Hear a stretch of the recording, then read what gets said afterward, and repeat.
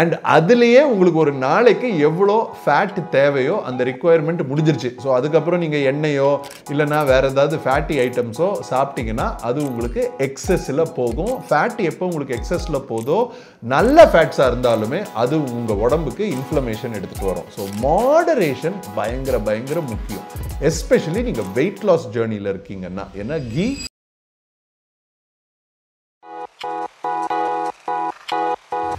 Key coffee இல்லை bullet coffee குடிக்கிறதா இல்லைனா நம்ம சாதா காஃபி குடிக்கிறதா, எஸ்பெஷலி நீங்கள் வெயிட் லாஸ் இல்லை மசில் பில்டிங் ஜேர்னியில் இருந்தீங்கன்னா இந்த வீடியோவில் பார்க்க போகிறோம். என் பேர் டாக்டர் சந்தோஷ் ஜேக்கப். நான் ஒரு ஆர்த்தோபீடிக் அண்ட் ஸ்போர்ட்ஸ் சர்ஜன். இங்கே சென்னை தமிழ்நாட்டில் தான் நான் ப்ராக்டிஸ் பண்ணுறேன். அண்ட் என்னோட இன்ட்ரெஸ்ட் வந்து nutrition, exercise, muscle building and strength. இதை வச்சு தான், இந்த 4 பில்லர்ஸ் வச்சு தான் நான் என்னோட ஆர்த்தோபீடிக் ப்ராக்டிஸை சப்போர்ட் பண்ணிட்டு இருக்கேன்.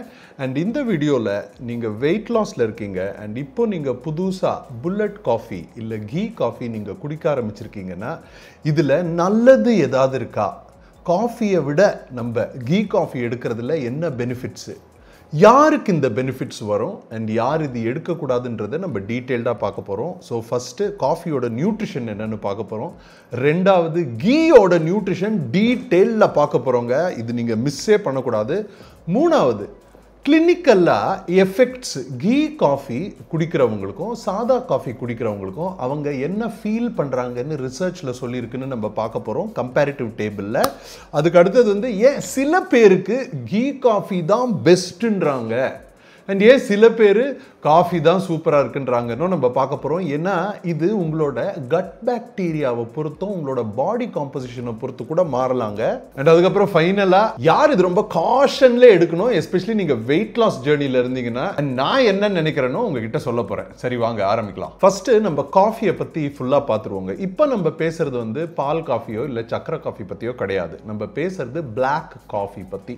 அப்படின்னா இந்த காஃபியில் கேலரிஸ் ரொம்ப கம்மி, 1 or 2 கேலரிஸ் தான் இருக்கும். எஸ்பெஷலி நீங்கள் சக்கரை கிக்கரை எதுவும் போடலனாலும் ஆர் நீங்கள் ஸ்வீட்னர் நீங்கள் போட்டிங்கனாலும் இதில் 1-2 கேலரி தான்.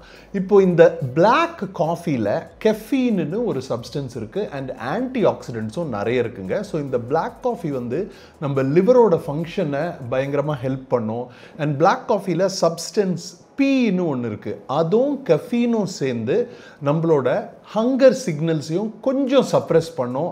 அதுக்கப்புறம் காஃபி நம்மளை அவேக்காக வைக்கிறதுக்கு ரீசன் என்னென்னா, நம்ம காஃபி குடிக்கும் போது அடினோசின் ரிசெப்டர்ஸ்ன்னு ஒன்று பிளாக் ஆகி அது நம்மளோட வேக்ஃபுல்னஸ், நம்ம முழிச்சிருக்க ஃபீலிங் வருது இல்லை, அதை இன்க்ரீஸ் பண்ணும். அண்ட் ஆல்சோ காஃபி நம்ம குடிக்கும் போது கொஞ்சம் டோப்பமைனோட செக்ரீஷனும் இன்க்ரீஸ் ஆகுங்க. ஸோ இந்த ரீசன்ஸால தான் காஃபி குடிக்கும் போது நம்மளுக்கு ஒரு சார்ஜ்டா இல்லைனா ஒரு ஃபீல் குட் ஃபீலிங் வருது. ஸோ நான் நினைக்கிறதே தானே இப்போ நீங்களும் நினைக்கிறீங்க, ஏன் காஃபி கேட்கறதுக்கு இவ்வளோ பர்ஃபெக்டா இருக்கு, இதை பெட்டர் ஆக்க முடியுமா நம்ம ஏதாவது ஆட் பண்ணின்னு. சரி வாங்க இப்போ கீயை பற்றி பார்ப்போம். ஸோ கீயோட நியூட்ரிஷனல் டீடைல்ஸ் நான் 100 கிராம்னு பேச போகிறது இல்லைங்க. சாதாரணமாக நம்ம ஒரு டேபிள் ஸ்பூனில் தானே எடுக்கிறோம்.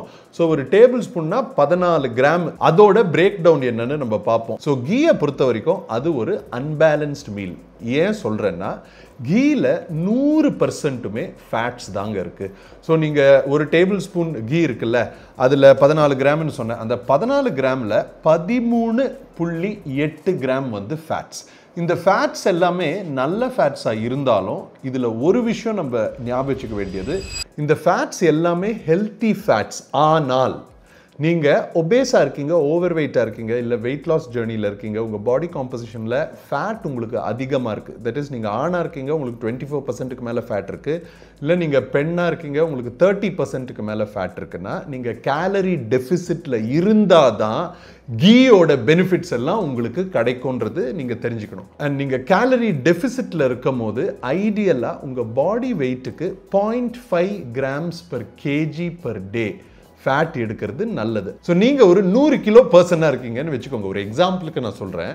ஸோ நம்ம 0.5 grams per kg per டேன்னு எடுத்தால் நீங்கள் 50 கிராம் தான் ஃபேட்ஸ் ஒரு நாளைக்கு எடுக்கணும். ஸோ நீங்கள் ஒரு டேபிள் ஸ்பூன் கீ காலையிலேயே காஃபியோடு எடுத்துட்டீங்கன்னு வைங்களேன், அந்த 50 கிராம் நீங்கள் உங்கள் ஃபுல் டே ஃபேட்ஸில் 30% டப்னு எடுத்துடுறீங்க. ஸோ இந்த மாதிரி பண்ணும் போது நீங்கள் த்ரூ அவுட் த டே எடுக்க முடிஞ்ச ஃபேட் கண்டென்ட்டை கம்மி பண்ணிக்கணும்னு நீங்கள் ஞாபகம் வச்சுக்கணும். அவ்வளோதாங்க, இது மட்டும் தான் எங்கள் பாயிண்ட். ஸோ இந்த 14 கிராம் ஃபேட் இருக்கு இல்லைங்க, அதில் நீங்கள் பார்த்தீங்கன்னா 9 கிராம் வந்து சேச்சுரேட்டட் ஃபேட்ஸ். ஸோ நேச்சுரலாக அக்கர் ஆகிற ஃபுட்ஸில் சேச்சுரேட்டட் ஃபேட்ஸுமே பாலி அன்சேச்சுரேட்டட் ஃபேட்ஸுமே நான் சொன்னல அந்த டெய்லி ரிக்குவயர்மெண்ட்டை விட கம்மியாகவும் நீங்கள் கேலரி டெஃபிசிட்டில் நீங்கள் எடுத்தீங்கன்னா அது உங்களோட இன்ஃப்ளமேஷனை கம்மி தான் பண்ணும்.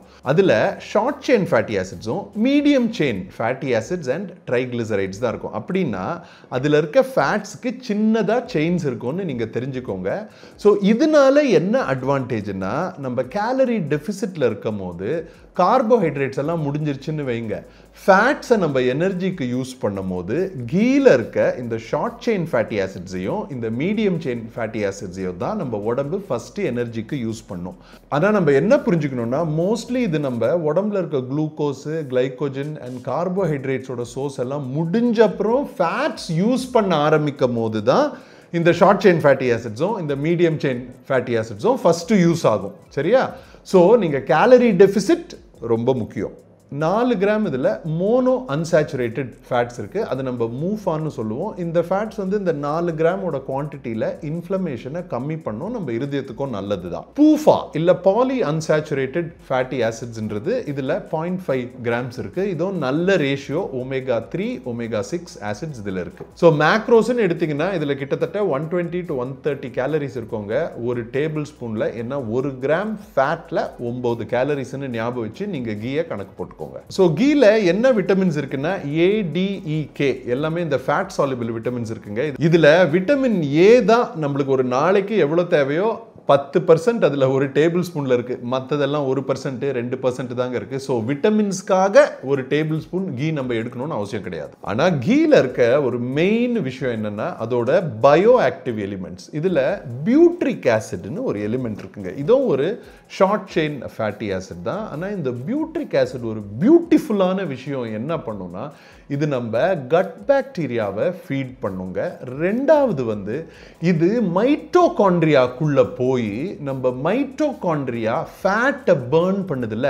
எப்போ நம்ம கேலரி டெஃபிசிட்ல இருக்கோமோ, எப்போ நம்ம எக்ஸசைஸ் பண்ணுறோமோ, எப்போ நம்ம ஃபாஸ்டிங் பண்ணுறோமோ அந்த மைட்டோகாண்ட்ரியாவோட ஃபங்க்ஷனை போய் இம்ப்ரூவ் பண்ணும். கீல எனக்கு மோஸ்ட் இம்ப்ரெசிவான பாயிண்ட் என்னென்னா இதில் பியூட்ரிக் ஆசிட் 400லேருந்து 500 mg உங்களுக்கு ஒரு டேபிள் ஸ்பூன்லேயே கிடைச்சிருங்க. இதை தவிர இதில் கான்ஜுகேட்டட் லினோலிக் ஆசிட்னு ஒரு ஃபேட்டி ஆசிட் இருக்கு. அது இருதயத்துக்கும் நம்ம உடம்புல இருக்க இன்ஃப்ளமேஷனை கம்மி பண்றதுக்கும் ரொம்ப நல்லது. இதை தவிர மற்ற சின்ன சின்ன சின்ன சின்ன நல்ல விஷயங்கள் இருக்குங்க. பட் அது நம்ம ஒரு டேபிள் ஸ்பூன் கீல அது நம்மளுக்கு கிடைக்காது. ஓகே, இப்போ நம்ம காஃபியும் பார்த்துட்டோம், கீயும் பார்த்துட்டோம். நம்ம காஃபியும் கீயும் சேர்க்கும் போதும் காஃபியை தனியாக குடிக்கும் போதும் அதை குடிக்கிறவங்க என்ன சொல்றாங்கன்னு பார்ப்போம்.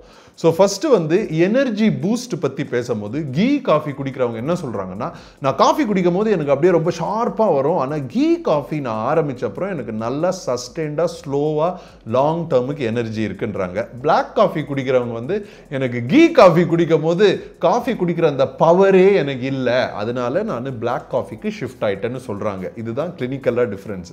ரெண்டாவது மென்டல் கிளாரிட்டி. கீ காஃபி குடிக்கிறவங்க நிறைய பேர் அவங்களுக்கு மென்டல் கிளாரிட்டி, சாதா காஃபி குடிச்சா எங்களுக்கு ரொம்ப ஆங்ஷியஸாக இருக்கும், கீ காஃபி குடிக்கும் போது எங்களுக்கு ஃபோக்கஸும் மென்டல் கிளாரிட்டியும் நல்லா இருக்குன்னு சொல்கிறாங்க. மூணாவது பிளட் சுகர் லெவல்ஸ்.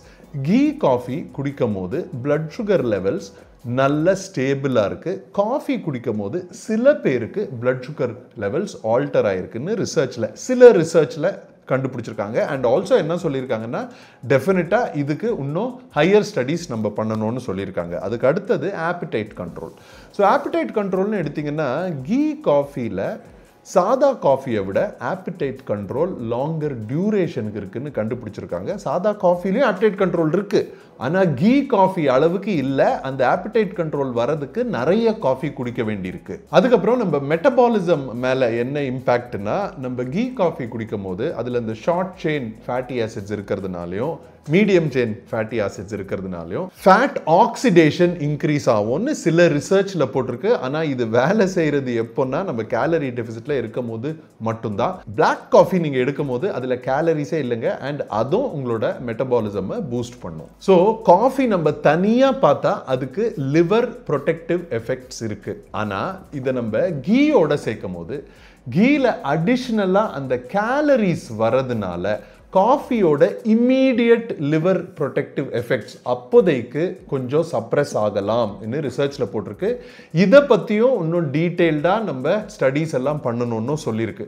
ஸோ இந்த காஃபி சாதாரணமாக நம்ம குடிக்கும் போது இருக்க டாப் லிவர் பெனிஃபிட்ஸ் கீ காஃபியில் இல்லாமல் இருக்கலாம். ஸோ ஃபைனலாக பார்த்தீங்கன்னா ஏன் கீ காஃபி நிறைய பேர் ப்ரிஃபர் பண்ணுறாங்கன்னு பார்த்தா அவங்க ஃபீல் பண்ணுறது என்னென்னா அவங்களுக்கு எனர்ஜி ரிலீஸ் வந்து நல்லா சஸ்டெயின்டாக இருக்குது. இது எதனால் இருக்கலாம்னா கீ வந்து காஃபியில் இருக்க கெஃபீனோட அப்சார்ப்ஷனை கம்மி பண்ணுங்க, இல்லை ஸ்லோ பண்ணும். அதனால இந்த கிளாரிட்டி லாங் லாஸ்டிங்காக அவங்களுக்கு இருக்கலாம். ரெண்டாவது கீல அந்த ஷார்ட் செயின் ஃபேட்டி ஆசிட்ஸ் இருக்கிறதுனால அதுங்க மூளைக்கு டைரக்டாக எனர்ஜி சோர்ஸுங்க, அதனாலையும் இந்த கிளாரிட்டி இருக்கலாம். மூணாவது பிளட் சுகர் லெவல்ஸை ஸ்டெபிலைஸ் பண்ணுறதுனால. ஏன்னா கீ காஃபி குடிக்கும் போது ஹங்கர் செட்டைட்டி நம்மளுக்கு நல்லா ஃபுல்லாக இருக்கிறது இன்னும் லாங் டியூரேஷனில் இருக்கிறதுனால நம்ம ரொம்ப சாப்பிடாததுனால சுகர் நம்மளுக்கு நல்லா பேலன்ஸ்டாக இருக்குங்க. அண்ட் ஆல்சோ கீ காஃபி குடிக்கும் போது காஃபி குடிக்கிற ஆங்ஸைட்டி நிறைய பேர் இல்லைன்னு சொன்னாங்க. ஸோ உங்களுக்கு பயங்கரமாக காஃபி குடிச்சா ஆங்ஸைட்டி வருது, ரொம்ப ஜிட்ரியாக இருக்கீங்க, அந்த மாதிரி உங்களுக்கு ஒரு ஃபீல் இருக்குன்னா கீ காஃபி உங்களுக்கு ஒரு நல்ல ஆப்ஷனாக இருக்கலாம். ஆனால் யார் யார் கீ காஃபியை கொஞ்சம் காஷனோட எடுக்கணுன்ற அடுத்த பாட்டை கேட்டுட்டு நீங்கள் டிசைட் பண்ணுங்க. ஸோ கீ காஃபி யார் யார் அவாய்ட் பண்ணணும், எப்போ கீ எடுக்கிறதுனால உங்களோட கேலரிஸ் நீங்க எவ்வளோ ஒரு நாளைக்கு எடுக்கணுமோ அதை விட இன்க்ரீஸ் ஆகுதோ அப்போ கீயோட பெனிஃபிட்ஸ் எல்லாமே குறைஞ்சிருதுங்க. ஸோ நீங்க ஒரு வெயிட் லாஸ் ஜேர்னியில் இருக்கீங்கன்னா நீங்க கீ காஃபி எடுக்க போறீங்கன்னா டெஃபினட்டா நீங்க உங்க கேலரிஸை கரெக்டாக பார்த்துட்டு அதுக்கப்புறம் நீங்க கீ காஃபியை எடுக்கணும். அண்ட் ஆல்சோ நம்ம ஒரு கீ காஃபி எடுத்தா நல்லா வெயிட் லாஸ் ஆகுதுன்னு நீங்க 4-5 கீ காஃபி ஒரு நாள்ல எடுத்துட்டீங்கன்னா நீங்க தெரிஞ்சுக்கணும் தட் ஒரு சாதா பிளாக் காஃபில நீங்க பாத்தீங்கன்னா உங்களுக்கு 2 கேலரிஸ் இருக்குன்னா ஒரு கீ காஃபில உங்களுக்கு 130 கேலரிஸ் இருக்கு. ஸோ நீங்க எவ்வளோக்கு எவ்வளோ ஸ்பூன்ஸ் ஆஃப் கீ நீங்க போடுறீங்களோ, நீங்க 4 டேபிள் ஸ்பூன் கீ போடுறீங்கன்னு வைங்க, அப்படின்னா ஒரு கீ காஃபில கிட்டத்தட்ட 600 கேலரி வந்துருங்க. அண்ட் அதுலேயே உங்களுக்கு ஒரு நாளைக்கு எவ்வளோ ஃபேட் தேவையோ அந்த ரிக்குவயர்மெண்ட் முடிஞ்சிருச்சு. ஸோ அதுக்கப்புறம் நீங்கள் எண்ணெயோ இல்லைனா வேற ஏதாவது ஃபேட்டி ஐட்டம்ஸோ சாப்பிட்டீங்கன்னா அது உங்களுக்கு எக்ஸஸில் போகும். ஃபேட் எப்போ உங்களுக்கு எக்ஸஸில் போதோ நல்ல ஃபேட்ஸாக இருந்தாலுமே அது உங்கள் உடம்புக்கு இன்ஃப்ளமேஷன் எடுத்துகிட்டு வரும். ஸோ மாடரேஷன் பயங்கர முக்கியம், எஸ்பெஷலி நீங்கள் வெயிட் லாஸ் ஜேர்னியில் இருக்கீங்கன்னா. ஏன்னா கீ ஒரு high calorie food and only fat source. சரியா, இதை ஞாபகம் வச்சுக்கோங்க. ஸோ என்னோட ஒப்பீனியன், உங்களுக்கு குவிக்காக உங்கள் மெட்டபாலிசம் வந்து பூஸ்ட் ஆகணும், பக்காவாக எனர்ஜி சட்டுன்னு இன்க்ரீஸ் ஆகணும், உங்கள் லிவருக்கு சூப்பரான ப்ரொடெக்ஷன் வரணும், அண்ட் உங்களுக்கு 0 கேலரிஸ் இருக்கணும்னா பிளாக் காஃபி தாங்க என்னோட சாய்ஸ். பட் நீங்கள் வந்து ஏற்கனவே நல்லா லீனாக இருக்கீங்க, நீங்கள் லாங் லாஸ்டிங் எனர்ஜிக்கு தேடுறீங்க, வெயிட் லாஸ் உங்கள் ஃபோக்கஸ் இல்லை, உங்கள் ஃபோக்கஸ் வந்து பர்ஃபார்மன்ஸ், நீங்கள் மசில் பில்டிங்கில் இருக்கீங்க, ஸோ உங்களுக்கு ஆன்டி இன்ஃப்ளமேட்டரி ஃபேட்ஸ் எல்லாம் எடுத்தால் நல்லது, நீங்கள் ஓவராலாக நல்ல ஹார்ட் ஹெல்த்தில் இருக்கீங்க, அண்ட் உங்களுக்கு சஸ்டெயின்ட் எனர்ஜி தான் தேவை, ஏன்னா ஏற்கனவே உங்களுக்கு நல்ல எனர்ஜி பூஸ்ட்ஸ் எல்லாமே இருக்குன்னா அப்போ கேலரி பேலன்ஸில் ஃபேட்ஸ் கரெக்டாக ஒரு நாளைக்கு எவ்வளோ எடுக்கணுன்றது நீங்கள் பார்க்குறீங்கன்னா கீ காஃபி ஒரு நல்ல அடிஷனாக கூட உங்களுக்கு இருக்கலாம். இந்த விஷயம் நான் உங்களுக்கு டெஃபினட்டாக சொல்லணும். ரிசர்ச்சில் கன்ஃபர்மேஷன் பயஸ்னு ஒன்று இருக்குது. அப்படின்னா என்னென்னா, நம்ம சயின்டிஸ்டாக ஒரு விஷயம் நம்ம நினைக்கிறோன்னா அதை ஃபஸ்ட்டு நம்மளே மேக்ஸிமம் எஃபர்ட் எடுத்து நம்ம நினைக்கிறது தப்பான்றது நம்ம ப்ரூவ் பண்ணி பார்க்கணும்.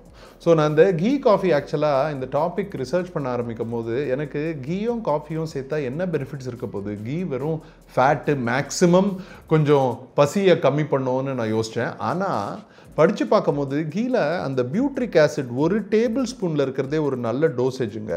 அது நம்மளோட கட் பாக்டீரியாவுக்கும் நல்லாயிருக்கும், அண்ட் ரெண்டாவது வந்து அது டெஃபினட்டாக அந்த மைட்டோகாண்ட்ரியாவை போய் ரீசார்ஜ் பண்ணுதுன்றாங்கல்ல. ஸோ நீங்கள் கேலரி டெஃபிசிட்டில் இருக்கீங்க, நீங்கள் ஸ்ட்ரென்த் ட்ரைனிங்கும் பண்ணுறீங்கன்னா டெஃபினட்டாக கீ காஃபி நீங்கள் ட்ரை பண்ணி பார்க்கலான்னு நான் நினைக்கிறேன். நீங்கள் இது வரைக்கும் கீ காஃபி ட்ரை பண்ணியிருக்கீங்களா? ட்ரை பண்ணிவிட்டு என்ன ஃபீல் பண்ணீங்கன்னு கீழே கமெண்ட்ஸில் போடுங்க. இந்த வீடியோ உங்களுக்கு பிடிச்சிருந்துச்சுன்னா லைக் பண்ணி ஷேர் பண்ண மறந்துடாதீங்க.